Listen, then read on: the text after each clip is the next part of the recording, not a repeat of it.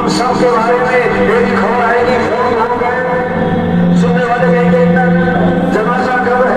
رش پڑے گا جنازے میں، دفنانے میں چند لوگ، اور دفنانے کے آدھے گھنٹے بعد قبر پہ کوئی نہیں، اتنی مشہور آدمی ہو، مگر دفنانے کے آدھے گھنٹے بعد کوئی بھی نہیں، وہ گئے سگی جوان کو دفنا کے، وہ گئے سردار صاحب کو دفنا کے، وہ گئے ایم پی صاحب کو دفنا کے، آج اپنے پر مٹی نہیں پڑنے دیتے، پھر منو مٹی تلے دبا دیے جائیں گے، اور مٹی